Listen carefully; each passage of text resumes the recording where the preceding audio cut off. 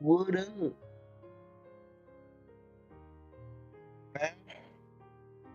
You know, I'm existing.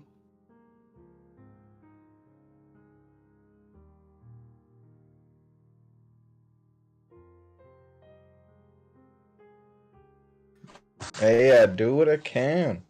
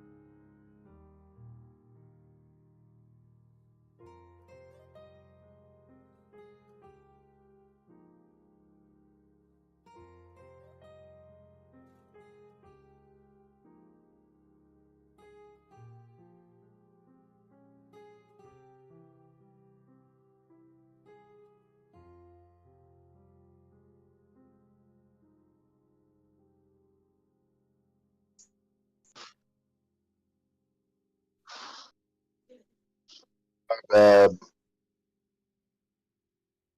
yeah, my computer said restart. Um, and like an idiot, I just said, "Sure, go ahead."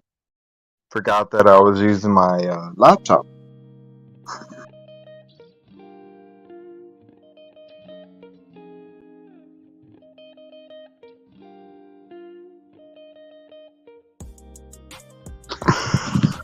There we go. Yep. So, We're off to a great start. for everyone who's been watching for the last couple minutes, I haven't had my mic enabled. I haven't used the just chatting layout in a while, and apparently the last time I muted the mic. So, my name's Dylan. Welcome to my channel, or welcome back to my channel. For those of you who tune in regularly, this is normally when we would be doing Deadlands, the Blood Drive game, or for anyone who's been paying a lot of attention, this week was supposed to be a one-shot of the Avatar Legends of the Avatar system. However, we had a couple of 50% of the players last minute had to cancel due to travel and some issues at the airport. So instead of just not doing anything, I asked the other two, Ryan and David. Hopefully David will be joining us, but who knows, he might just fall asleep when he gets home.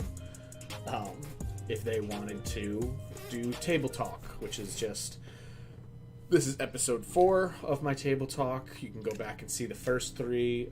It's one of the more popular things I think I've been doing on my channel that people tend to like a lot. But it's mostly just hanging out, talking about tabletop games, talking about favorite systems, favorite parts of the games, things people enjoy, favorite stories, stuff like that. This week's going to be kind of pretty off the cuff of just hanging out, since didn't really have much time to prepare. But we'll see how it goes. It'll go one of 2 ways, really.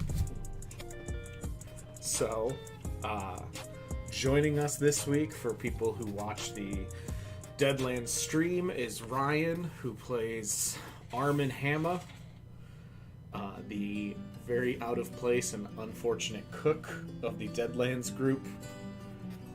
Me and Ryan have been playing tabletop games together for 3 years now? 3 years? Yeah, I think so. That sounds right. I remember playing Curse of Strahd, and Yes. Yeah, we did. Let's see. we were playing before that. Yes, we started with me and him were both in the same unit in the military, and then we were over in Okinawa for 6 months. So while we were there, we played a lot of 5th edition. We played the Tyranny of Dragons from start to finish. Played Curse of Strahd with a bit of homebrew rules. I still talk about that because we did one of my favorite variant systems in 5th edition, the Gritty Realism.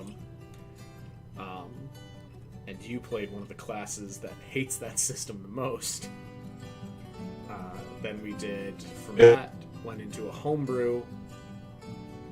That kind of fizzled out more so of just trying to do different things, turning into Pathfinder, which then went into the Age of Ashes adventure for Pathfinder, which that is kind of on hold until one of the players, my wife, is able to kind of rejoin us. We just, after separating from the military and moving and having a new baby, that's kind of gotten put on hold, and her wanting to hop into tabletop games is a bit on hold right now. So then we started doing Deadlands, and for anyone who's been tuning in, we're about to start doing once a month a one-shot of different systems, eventually leading up to a poll for the players of what systems, essentially a poll to see what system our next thing's going to be after the Deadlands adventure is finished, which shouldn't take too much, isn't probably that far out. But, so yeah, I mean, that's a little bit of a history, but I think you hadn't played any like tabletop games prior to the Tyranny of Dragons, right? Some like a homebrew, I think based off of 4.5, Okay. but that was years ago, to where I just remember I remember playing it and getting started, but I didn't really like I mainly remember it was a weird homebrew Firefly-esque. It was yeah. See if I actually remember. I remember vampires versus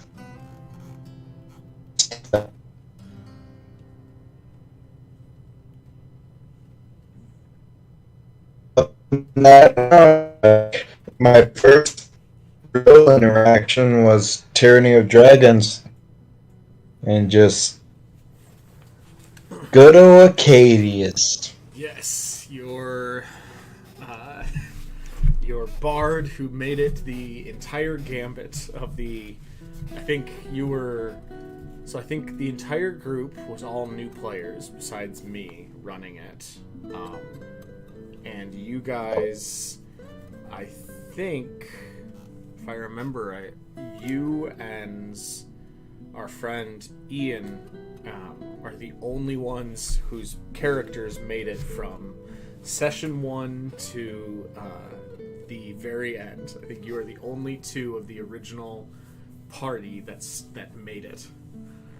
Yeah. That was the bard. Yeah, he made it by skill and being good. I made it with no choice of mine. Almost don't want to say forced, but Katie definitely was coerced. Alright. Let me see something, because your mic is cutting in and out a little bit. I'm wondering if we should just turn cameras off. Yeah, let's try. I'm just going to try turning my camera off, see if maybe that helps.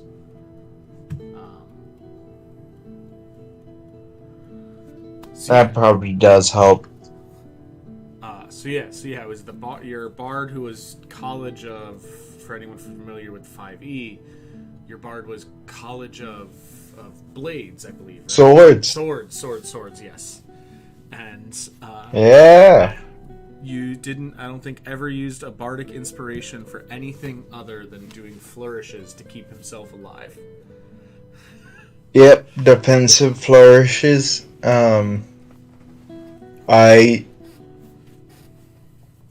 I was not, what you would say, a good bard, other than just trying to survive. That was his whole thing. It's a good thing to have, you know. It's not the worst mantra for a character to have. Oh yeah, survive. that was his thing. I do believe that and Eldritch Blast. Yes, you did get the feat to give yourself Eldritch Blast. Out of everything, like out of all the amazing spells that I could have chose, like hell, I could have chose Fireball.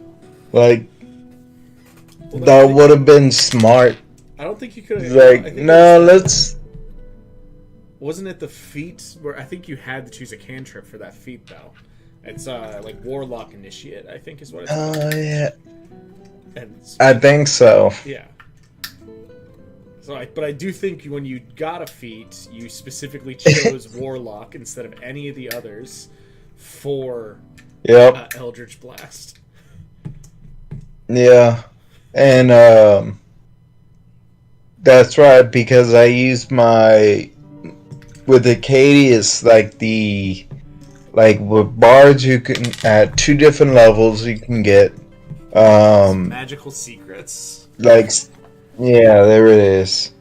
And I got Liamon's Tiny Hut and then the Magnificent Mansion. That, like, out of everything, those are the 2 I got. I know you also got, because some of those you can get from being a bard. I know you also got the Greater Steed, because you had your own Pegasus. Yep. Yep. That you ended up falling from, but it's still surviving. Hey. Yeah, semantics. But I do know, I was actually just talking about that specific adventure that specific adventure group and that adventure the other night, because someone had to make a decision on which direction to turn, and I know that whole group had a reaffirming motto of always go left every time you guys were faced with a decision, and it backfired. It went so bad. Yeah, but it led to like my most like memorable nat 20 I've ever gotten, and I still remember punching Tiamat in the face.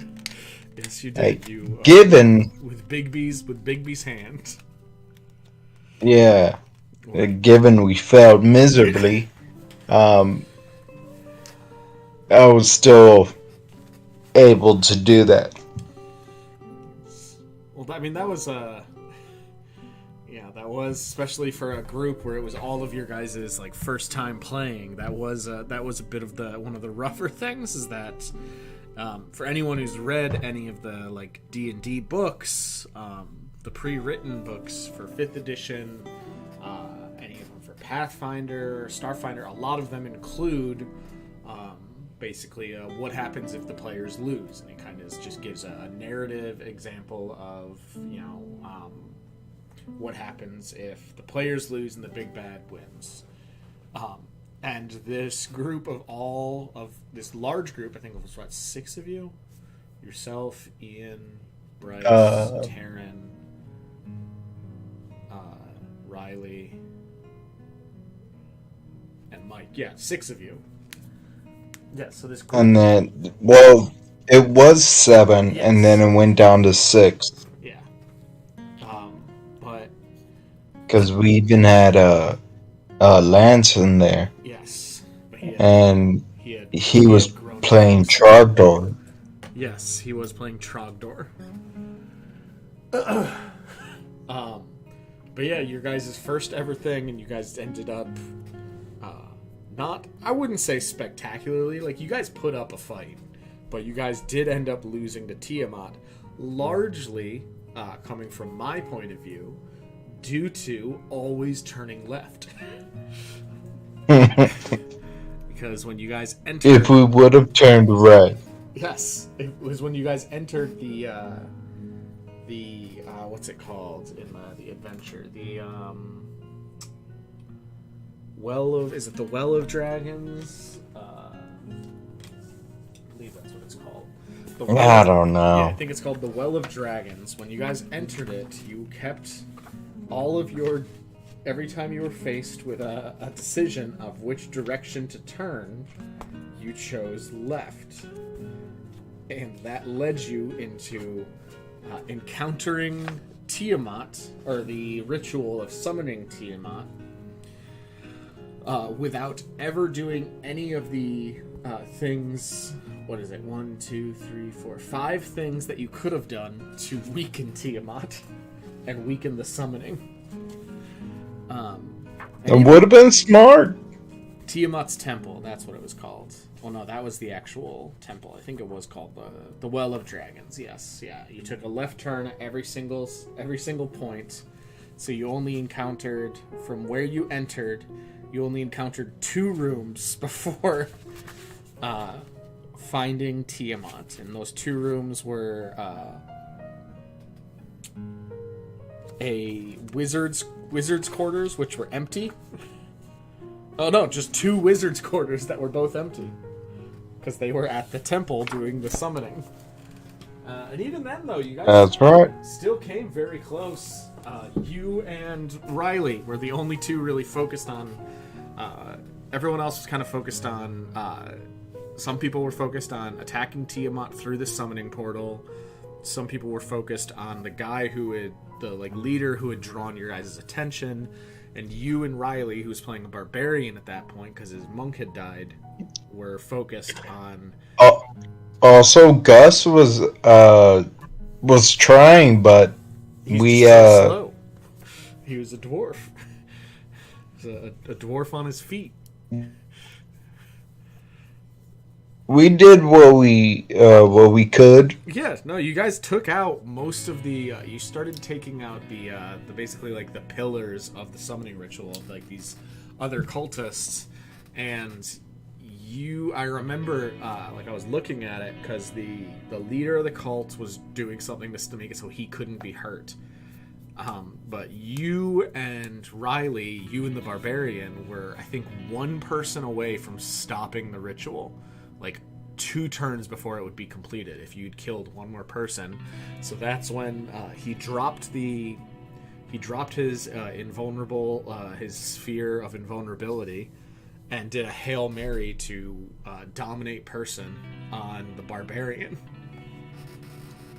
And that led to Acadius being chased by his teammate. Because I think he hit you once. And did a lot. Yeah, I did. I would do Dimension Door, like, just to get away from him. But turns out, like, as a barbarian, like, he'd chase after me just non-stop. Yep. Like, I was the only one he wanted to attack, and was not cool. This weak little bard was just being destroyed by his barbarian. And you'd been reincarnated, I think, twice, so I don't even remember what race you were at that point. At that time, I was a Triton. Okay, because you made Acadius as a changeling. Yep. Then you were a Tabaxi. And I was a Tabaxi for a while. Yes, that was the... For most of the game, actually. Yep. But then Tiamat was fully summoned. You guys did what you could. And I think it came down to... What was it? I think you were one of the last ones, and... It was you and... I think Terran. Yeah, I think Terran, and I can't remember what... I think it might have been his paladin. Because Yeah, he made the most... I think so. I've ever seen someone make in a game. It was definitely hard. And then we went to Curse of Strahd with the gritty realism rules. And you were... Which, looking back at, was all the real stuff from, like, Pathfinder. Yeah. Like, a lot of the, like, quote-unquote homebrew rules. Mm-hmm.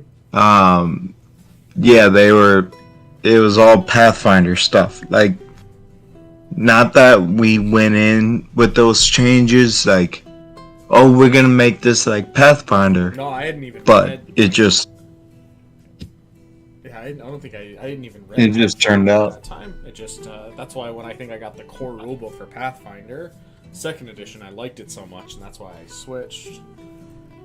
I mean, I still run some 5e games, but I do prefer Pathfinder over it, just because I feel like I make much less homebrew rulings in Pathfinder than I do in D&D.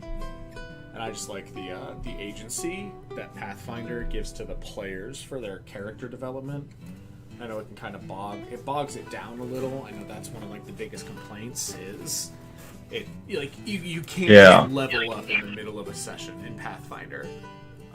There's too many choices at every single level for the players to make, so it's not as streamlined. Unless you already have an idea, like leveling up is not ideal. No, because it's a lot to like read. You have all the different every level every even level you get a new class feat, which I think is the thing I like about it. You know, you can have an entire party of fighters, and they can all be completely different from each other, not just from like their aesthetic and their gear choices, but actually like mechanically, like Fighting choices. Yeah. I play a fighter now. Well, when we were doing that, like there's so many choices. Yeah. For fighters that it's just ridiculous. Yeah. But that's what we'll get in Pathfinder, like when we get into Pathfinder. Yeah, but Curse of Strahd still I think from everyone I talk to, a lot of people's one of their favorite systems, or not systems, but adventures. Just because it's very well designed, like bad guy, and yeah, that was with Azakai, I believe, was your character in that one. Yeah, and he was. That was the character. Yeah, it was a grave cleric, and that was one of the ones where I think I kind of got an idea of one of your favorite parts, and obviously correct me if I'm wrong, one of your favorite parts of tabletop games in your backstory. Oh yeah. Because that was the short story that you sent me, because he was a Shadar Kai, so he was Elven basically. He was Elven, and you had decided that he wasn't young. He wasn't an old elf, but he wasn't young, so he'd been alive for, what was it, 300 something years, I think you decided? I think at the time I was doing like 300. Yeah. And you sent me 300 years worth of a backstory. Granted, with skipping parts, but I mean, no, Riley still talks about like being in the field with you in Australia, of you just constantly working on this backstory. And cause it's true, like when we were in the field together, like it was one of those times where it wasn't a lot to do for us. Like, yeah, we had work to do, like, but it wasn't an all-day work event. Like, we weren't going anywhere. We were just stuck. So it was like, yeah, I'm gonna write this. And I take my iPad everywhere, so I sat there and just typed away, and getting into that mindset of who I wanted this character to be really helped pass the time from doing nothing to doing something. And the best part about it is having Riley with me was like I had him like read over some of the stuff I wrote, and he's like, yeah, like he'll put in his 2 cents, like whether it was good or bad, or my intentions behind this part. And it was like, had he been like a 30-year-old, it wouldn't have been so long. But 300 years, I mean, that's several lifetimes to just come up with the story of it. And I didn't want to say like, oh, he fought gods and stuff like that. Like, no, he was weak. And it makes sense that at 300 years old, like, he was then starting to be an adventurer. Like, that's when he started really diving into being a cleric and stuff like that. Yeah, I know that character was a lot of fun, because that's the one that we took from Curse of Strahd into the homebrew as well, and a lot of the stuff that occurred as a Shadar Kai in his backstory with the Shadow Plane, or the Forest of Shadows, because that's what I did with the homebrew, is instead of having it being an alternate plane, it was an actual location. And with a lot of that stuff, kind of when it got into Curse of Strahd, like, you took a lot of his stuff from his backstory, drew into Curse of Strahd, and like how he interacted with it. And then, yeah, the gritty realism was I think the biggest thing for you playing a cleric in the gritty realism rule, for anyone who's unfamiliar. Long rests.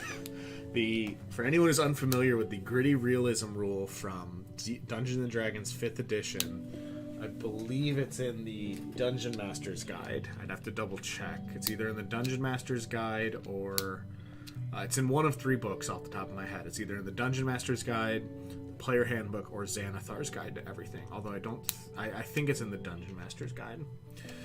But the biggest thing the gritty realism rule does is it addresses something that a lot of people say is kind of breaks immersion and makes D&D feel more like a video game sometime, in that you have these characters that go from level 1 to 20 in a matter of in the matter of a couple months. So what gritty realism does is it addresses that by changing what short rests and long rests mean. In standard rules, a short rest is an hour of, catching your breath, bandaging your wounds, eating some rations, drinking water. cleaning your weapons, and a long rest is getting around 6 hours of sleep, with at least 8 hours, with 6 of that being sleep and 2 of that being like doing nothing strenuous, like standing watch. The gritty realism rule changes that to where a short rest is the sleep. The short rest now becomes 8 hours of uninterrupted relaxation, 6 of it being sleep, or 4 if you're an elf, but 6 of it being sleep, with 2 hours of, like, you know, hanging out around a campfire, talking. And a long rest becomes a week of that, a week of downtime, usually within a city or within walls. And the biggest thing, on top of the fact that that makes it so the game stretches out in universe, timeline wise, much, much longer, because you have these entire weeks where you're just in town. The other thing it does, especially to characters like druids, paladins, and clerics, and wizards, is that means they need a week to prepare new spells. You know, it's a week of the druid devoting themselves within a city to their to the worship of their deity, a cleric, of the worship of their deity, of praying, of asking for guidance, and being awarded new powers by their god. It's the druid spending a week of attuning to nature and the spirits of the lands to be given new powers. Paladin doing the same thing as the druid. Wizard is spending that week studying his tomes to prepare new spells, make sure that he has new spells that are more fresh in his memory. And yeah, I remember that was, I think you were the when I looked at the gritty realism rule, you were the one I talked to more extensively, because out of all the other characters, it was going to affect you the most, because you wouldn't be able to just change your spells. Like, if you guys were in the middle of a dungeon, you wouldn't be able to find somewhere to camp in the dungeon and for you to change your spells. And I think that's what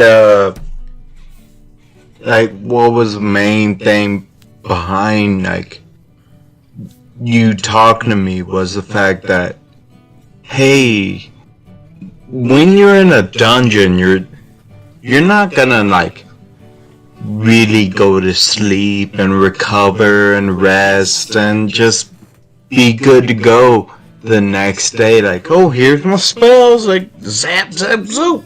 Like, no, it's, you're stuck in a place.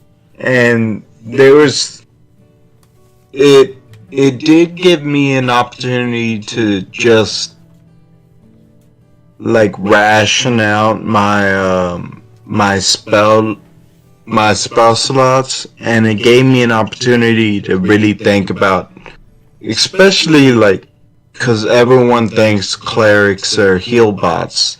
Like, it made you really think that, does these guys really need healing right now? Or do they need to use just their hit dice? Yep. And it, like, luckily enough, like, being a grave cleric, like, it let me do what is it, Touch of the Grave, which was it was a revive, like, yeah, I know. It wasn't. I know for grave clerics, you have the you can do stabilize from a distance. You don't have to be up close like every other cleric. Yes. And if you heal and that came in clutch. Yes. And the other thing for grave clerics, if they heal someone who is at 0 hit points, they don't roll for how much they heal. It's max. So if you're healing 2d8 plus 4, instead of rolling to heal someone who's at 0 hit points, it will just be 18 or 20 hit points automatically. You just assume you rolled 2 8s and then the plus 4. So yeah, I think you spent a lot of time. Like, I think most of the time you did your healing, it was when you waited until people went down. Yeah, it was a conscious effort to just be like, I'm just gonna wait, because last thing I want to do is, like, roll ones on, like, healing, and stabilize is great, instead of, like being able to do it from a distance is fantastic. Yeah. Like it's like, oh, you're dead and dying or whatever. Stabilize. I'm gonna run away now. And I know And that's what I did. I know the other big thing that the gritty realism did that I actually really liked is it kind of addressed the whole. They even did it if you for anyone who is a fan of Viva La Dirt League on YouTube. They do a lot of skits and they're great. They did an entire series on Dungeons and Dragons. It's like Dungeons and Dragons logic. And one of the ones they talk about is like the whole party like just finished a fight. They're all looking terrible. Some of them are like on death's door, and one of them is like, we need to like get back to town. And then one of them's like, no, we'll just make camp here. He's like, no, people are dying. He's like, yeah, they just need a night. They just need to get some sleep. There's like people like they're cut open, they're horribly wounded, and he's like, no, they need to. And because in the D&D 5e mechanics, you heal fully after getting a full night's rest, after a long rest. Yep. But by making it so that that's a short rest, a lot of you guys didn't heal. Like if you took a short rest out in the woods, or like you retreated from a dungeon, or even found somewhere in a dungeon that you thought was defensible and you could rest, and you slept for a night, you could roll hit dice, but you only have so many of those. And most likely, unless you rolled really well or that sort of stuff, you didn't wake up at full hit points. So it kind of added to what I think is a really cool, what I think is a very big aesthetic of fantasy novels, of sci-fi novels, of sci-fi movies, fantasy movies, of you see what the characters are going through and you see it reflected on them. Like you see, like one of the like extremely iconic scene from the second Lord of the Rings, The Two Towers, is Aragorn when he almost dies walking into the town looking like shit. Like he can barely move. It had been more than a day. In D&D 5e terms, he would have been walking in like everything like completely fine. But that's like the idea of seeing these characters push on and persevere despite their injuries, of knowing like, yeah, we're hurt, but like we have to stop whatever this is. That's such like a huge aesthetic that I love. Because I've never been. And like, oh, go ahead. And like one of the biggest things was like that you made it to where like we understood is like, you're not gonna watch an action movie and they're gonna do all sorts of like I think at the time we were like talking about Taken. It's like you're not gonna watch Liam Neeson do all this sorts of stuff and then like the next day just be like, oh, I'm fine and dandy, like, and go about his day like doing all sorts of bitty badass shit. Like, no, he's old. He's gonna take some time, and he's gonna need more than a night to recover. Needs more than a nap. Yeah. So yeah, like, and I also liked that it gave you guys, I think with the gritty realism rule, it also gives you guys more time as players to get to know the setting. Because when you do take that long rest, we didn't rule it to where, like, you know, when you take that long rest, you're bedridden for a week in town. Like, no, you're in town. You can go around town. You can work on downtime stuff. You're just not doing anything that's physically dangerous. You're not doing overly exerting things. Like, maybe you're, you know, the most exerting thing you might be doing is working on creating a spell or working on creating some items. Like, the most exerting physical thing someone does during downtime is probably, like, working at a forge. Like, that's a physically demanding thing. But compared to being, like, hunted in a cave or fighting werewolves, working in a forge is much safer. And, so, like, you guys spent more time getting to know the NPCs. You guys got to know Irina extremely well. You guys got to know members of the town. Yeah. Members of different towns much, much better, and developed a much closer connection to them, which made the whole story and what Strahd was doing much more important to your characters instead of just. It wasn't for your guys' characters the normal story of Curse of Strahd of we're stuck in this place, we want to go home. That's in a lot of Curse of Strahd games. That's the drive. I'm stuck here. I want to go home. Yeah. Yeah. Strahd's bad. He's doing horrible things to the people who live here, but I want to go home. Like I just met these people. But you guys, you spent time with them. Like you stayed with them in their homes during those weeks. If the town didn't have a big inn, like in Kretch, which is one of the villages in Curse of Strahd, you guys stayed with the burgomaster. You didn't stay in an inn. You stayed in a man and his wife and his son's house. So like I think what really stood out about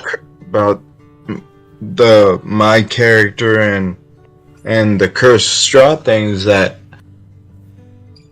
based off of the story,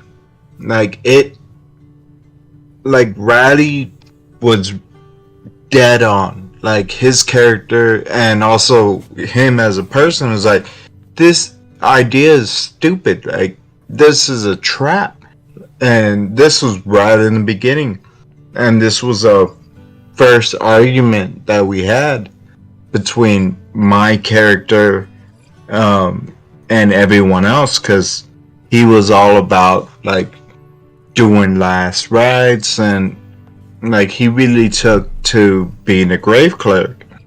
And I remember I think it was Irina and her brother, like they wanted us to escort them too and their deceased father like to a church or something like that. And Riley's like, yeah, no, this is stupid. Like this is a trap. I don't do this. I was like, yeah, no, Ryan, me, this is a horrible idea. I would never do this. But in one of those cases where it's like, this is what my character would do. This is exactly how he is. And this is what fuels him.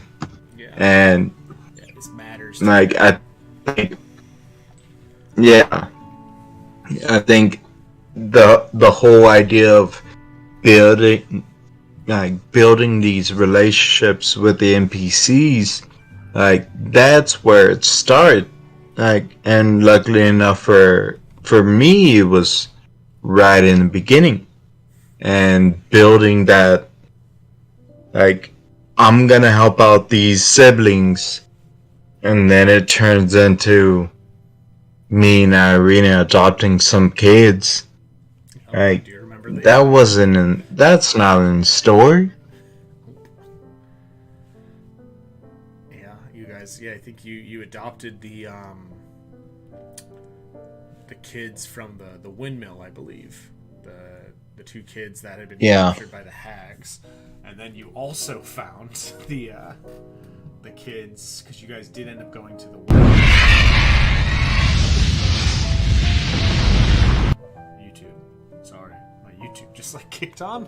When you die and you meet God at the pearly gates, because it's the apparently all my things are just gonna start playing. Yeah, I think you guys. Yeah, because I remember. I think when you encountered the werewolves eventually in Curse of Strahd, and you didn't know you found kids there, and you didn't like. I remember you saying something because again you were like 300 years old, and you're like, we can't just keep adopting these kids. We gotta figure out like who else can take care of these kids. Because we're hopping from town to town. We can't just keep lugging kids around with us. It's not smart. But yeah, and then you guys finished Curse of Strahd. You guys went into his castle. You encountered him. I believe, if I remember right, I believe your cleric is the one who did get the final hit on Strahd. Because you guys fought, I think so. You guys fought him in his basically his hidden treasury, and he had a Darren's instant fortress fully expanded, and he kept he basically, very early on, he split your group between a group on the bottom and the people who could follow him to the top of the tower. And so he kept like popping back and forth between attacking people on the tower, attacking people on the bottom, essentially only fighting half groups. And when like one half group started like doing really well against him, he'd pop back to the other one. And I think it ended up with just you on the top. It was just you on the top.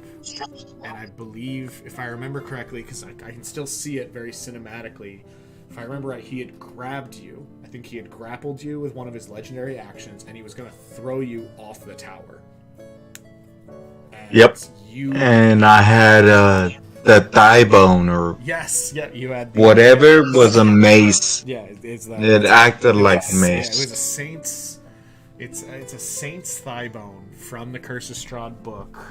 It acts as a mace, and it acts as a mace of disruption, I believe, which works specifically against undead creatures. And I remember it's like, I'm not gonna break out of his grapple. Like, not because I don't think I couldn't, but I was like, I'm just gonna hit him. Like, there was no way around it. If I fall, whatever. But at that time, like, the fight had been going on for a while for us, and it was just like, this is some bull. Like, this dude just keeps going up and down, like, he's dodging all of our hits. I was like, screw this, I'm done using magic, I'm just gonna beat him to death. And that's what I did. You hit him, and then you smote him, not with the actual smite, but you with a thigh bone smashed Strahd's skull in, and yeah, you guys returned back to the world, and then that's when we were getting home, so that's when we took your guys' Strahd game and combined it with a 2-person homebrew game I was running for my wife and David from who, for everyone who watches, he's also in our Deadlands game. He's also in my Anarchs of 585 game. He's been playing with me pretty much non-stop for 6 years? Since 2000... Yeah, 6 or 7 years now. Something like that. Yeah. So you guys, we kind of had because we still had like a couple weeks left, but we didn't start a new game, and I pretty much spent all that time finding a way to combine all the different stories. And yeah, and I think at the time we started the transition to Pathfinder 2e, because I still have the original Azakai as a paper whatever character sheet, and I think that was one of the things that you were like, well, once we get back, that's when we'll slowly start making the transition. Right, because I think, because I was working on how to bring everything together, and then we got back, we went on holiday leave, and I went home for Christmas, and my dad had gotten me, because it was on my Amazon, like an Amazon wish list, he had gotten me the core rule book for Pathfinder 2e, and I pretty much read that non-stop while I was home, while I was visiting family. And I noticed kind of what you were saying, how many of my like homebrew rules from 5th edition were just rules in Pathfinder, or like there was an actual mechanic that made more sense. And that's when I realized like how much more you guys could customize your characters. So that's when I messaged the group saying like, hey, how do people feel about doing this switch? And everyone was okay with it. And then again, I think you were the one who was most impacted, because you were a cleric who was a worshiper of a neutral deity, of a true neutral deity. And in Pathfinder, a lot of clerics' abilities stem from their deity's alignment. and a true neutral one, there's certain spells you can't use because your deity is true neutral. Yeah, and like we'd done the changes, and you had given us the opportunity to just like, this is what your character, I think, would be in Pathfinder. And I remember, like, Azakai, like, having that discussion, like, it just was a lot of changes, because, one, there wasn't any Shadowkai, or, like, I think I turned into Seer Elf. Yeah, it was just And then elf that we had just kind of done aesthetic changes with, to kind of mimic Yeah. the Shadar, this aesthetic of the Shadar Kai. Then there was the fact that in Pathfinder, your domain does come in, but only with certain feats. The biggest thing, as opposed to in D&D, where like when your cleric chooses their domain, that's like that's their subclass. In Pathfinder, your subclass is a war priest or a scholar. I think you had gone with scholar, because Azakai, despite everything with Strahd, still believed in the research and learning about the different deities and their interactions with mortals that he cared about. Enacting his god's judgment on the populace. Yeah, he wasn't all about that. He was just, he wanted to do the will, but he just liked reading books and being a nerd about it. Then yeah, we did that one for a while until it kind of, between all the different changes we had made, or I had made, not you guys, all the different changes I had made, it kind of came to a point where I had mentioned to you guys, like I was getting burnt out on like trying to like keep the story, and so I messaged you guys. I'm like, hey, like, you know, this is 100% on me, but I don't think I got anything for this story anymore. And I'm like, do you guys want to try just one of the pre-written Pathfinder adventures, in this one called Age of Ashes, which is the first for 2nd edition, and that's when you made your gnome warrior. Yep. But we skipped the important parts of me learning. You shouldn't be drunk when you try an emotional, like, down to earth kind of moment. It really like throws a wrench in that, because I didn't pick up on any. I wasn't paying attention. Yeah, no, I was just. Yes, it was the like character reveal that the half elf in your party, was played by my wife's character, was actually the daughter of Azakai's like long lost first love. And there's a lot of like things that hinted at it. I think my wife's character picked up on it, or my wife picked up on it. A lot of the other people at the table picked up on it, but you and your white Russians did not. That's true. Azakai also ended up dying. Yes. And then that led to an amazing character I made. Her name was Ashley. She went by Ash. She was a half-orc druid, and I played her for a while until we stopped, and then I went with the Age of Ashes.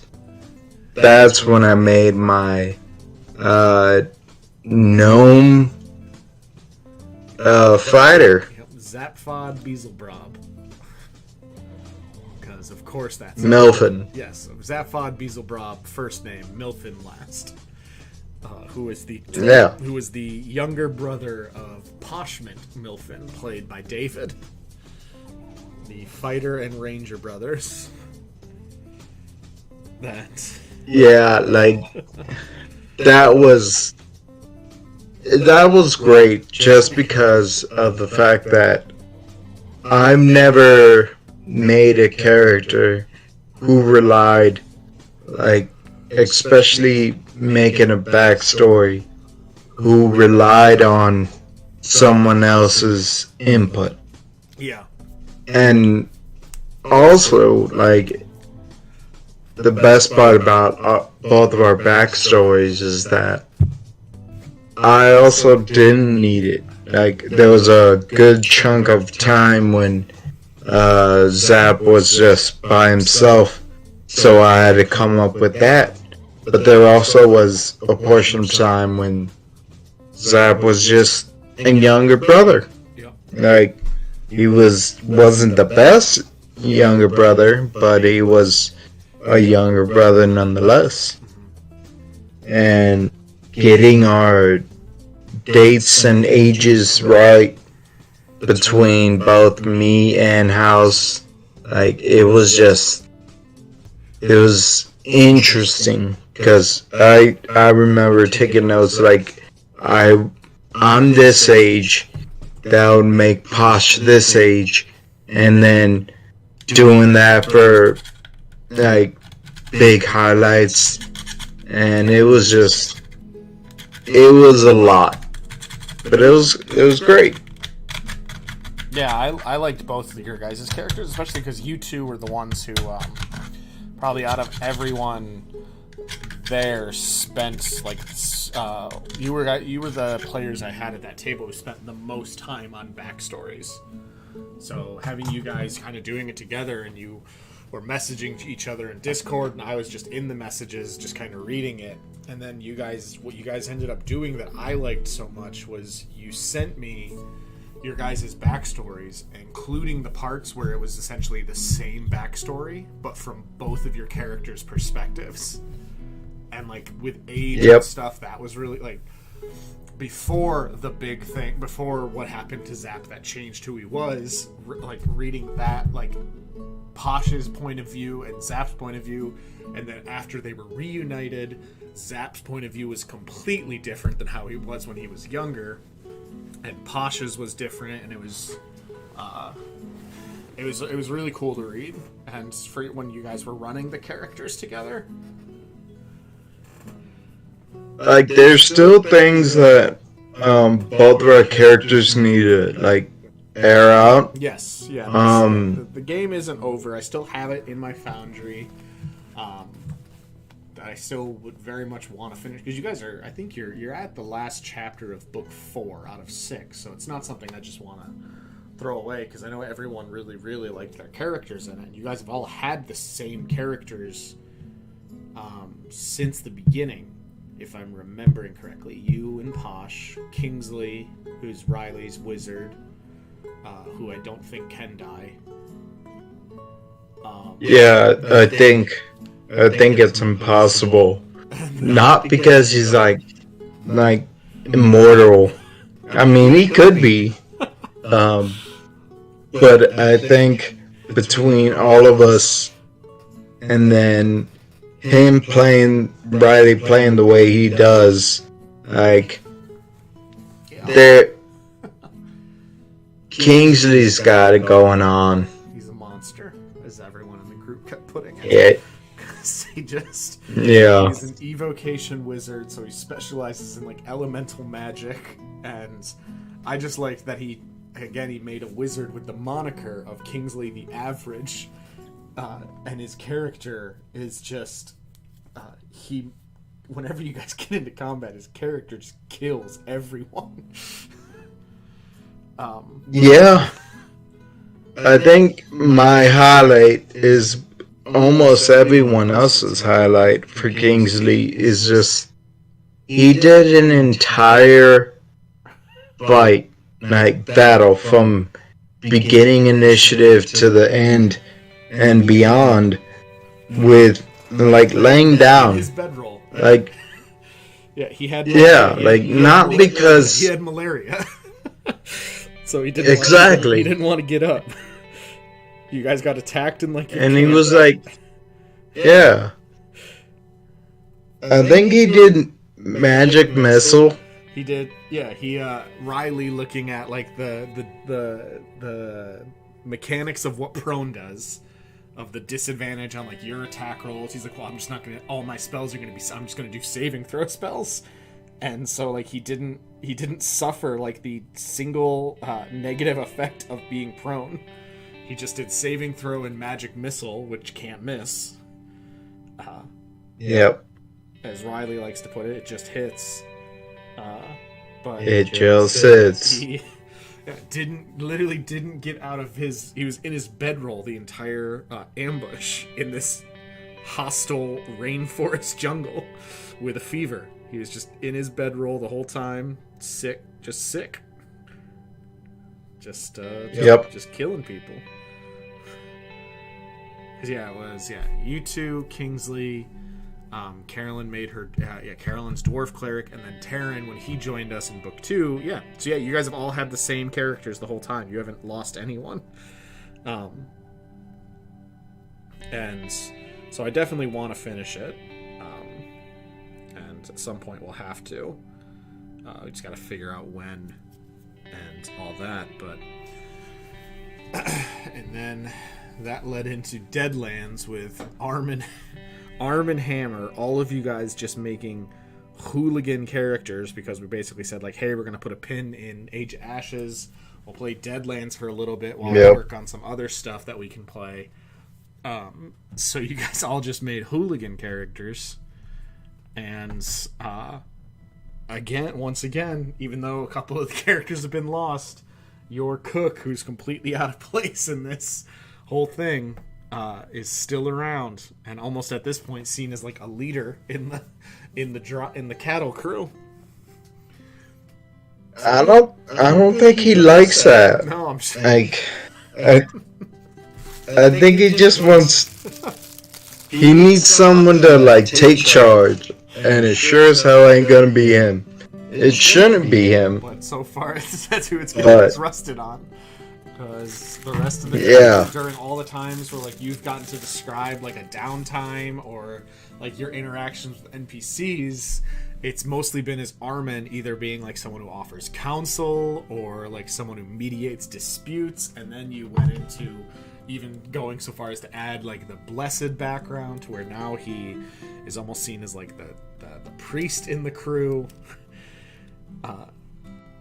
And yeah, the other two who were there since the beginning are gone, and the only other one left since the beginning people are uneasy around because he smells bad. And because it's like it's noticeable that there's something not quite right with him. Like why do his eyes glow at night? I just like the fact that we're all just like making fun of him, and we don't really like. Yeah, there's something seriously wrong. None of your characters know why he smells. Because none of you have rolled. Yeah, I had all of you roll once to see if you could recognize what the odor was.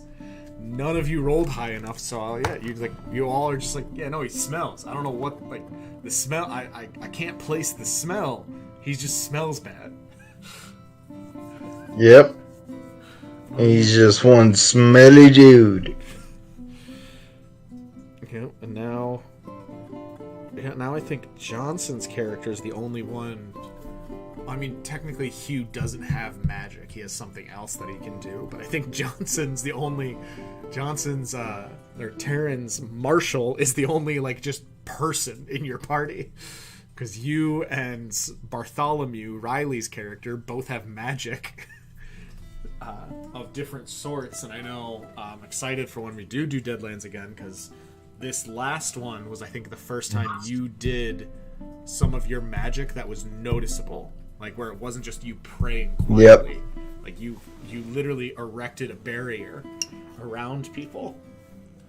So that's gonna be fun for either you to explain, or even if Armin didn't even like necessarily know what was happening, like it might have just been like he was praying like keep them safe, and all of a sudden these barriers explode, like show up of crosses.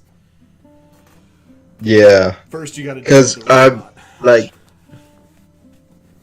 with Riley's character, he was just like, I'm just gonna do magic, and that's what he did. Like he just went out and just started doing like some explosions with magic, and it's like, oh, that's neat.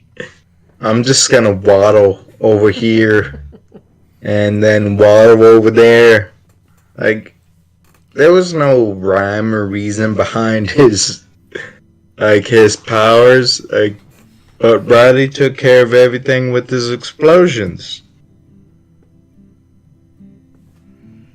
Yes, he did. And then, yeah, because his original one was one of the ones that was kind of his original character was a huckster, which for anyone who is unfamiliar with Deadlands, they're kind of like they're spellcasters, but they're kind of like for like anyone who's in like fans of X-Men or anything like that, they're kind of like the Gambit spellcasters. They use playing cards. So he basically he was able to disguise a lot of his spellcasting in like him playing with cards, almost as like his character just made it look like it was a tick.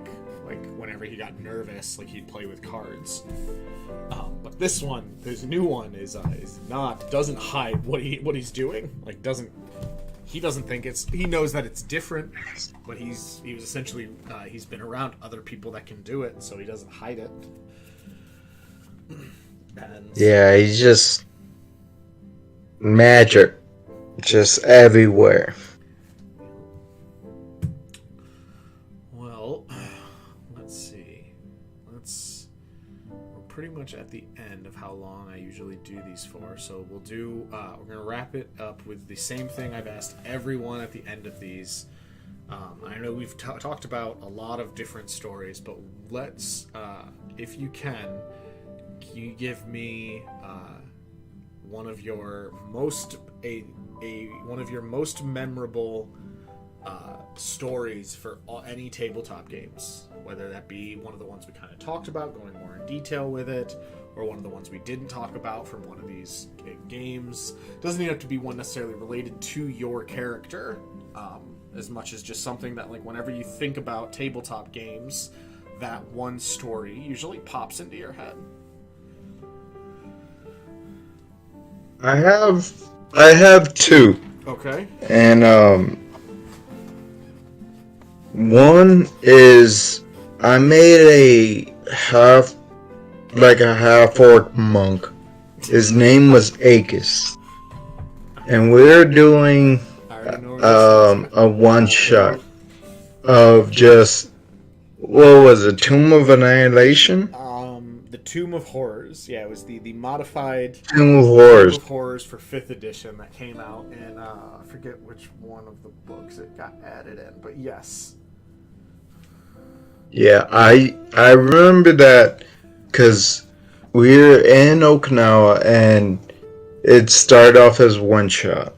And you had told us in the beginning, is like, look, everyone who's playing, this is a one shot. I really want to finish this today.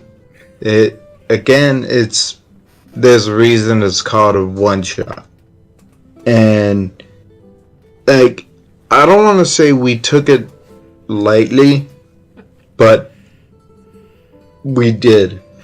Because immediately 2 of our players got killed, but I remember like just being so incredibly sleepy. I was done for the day. It's past my bedtime, and I didn't care. I was just trying to. You were the last one too. You're get the only one left. Yeah. I was trying my best to get Akis killed. Because I didn't care. I wanted him dead. And somehow I failed upwards. and everything I was doing was somehow right, and I survived all the way to the end, and we even beat Tomb of Horrors. I say we, because I remember this pot was shaking, and I was like, bet, whatever's in that pot is gonna kill me. I opened the pot, and it was like, you don't shake it or anything like that. And I was like, nope, I'm just gonna open the pot.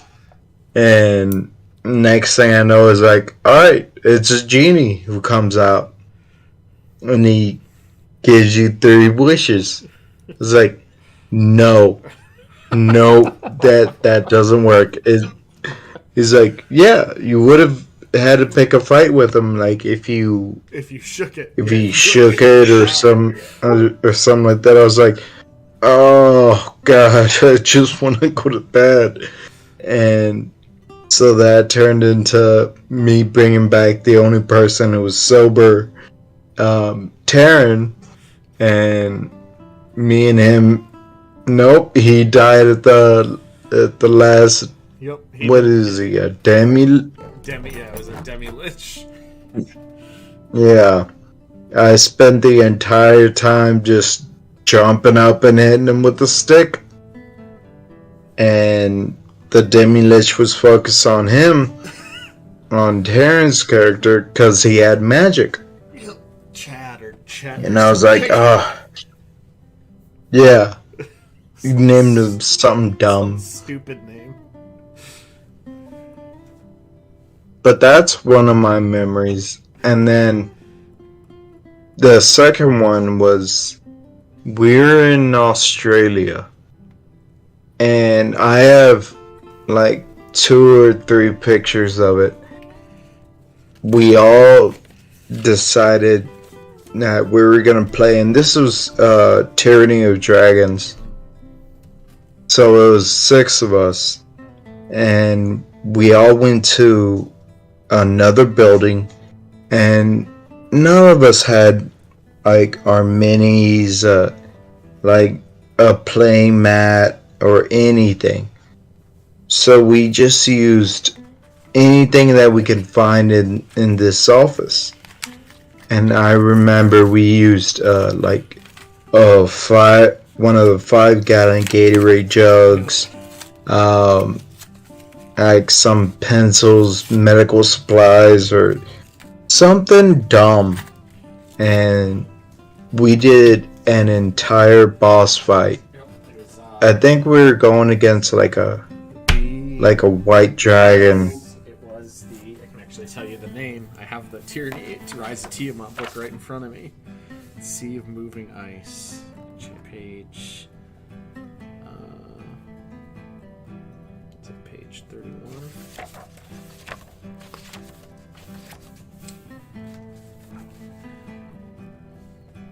Yeah,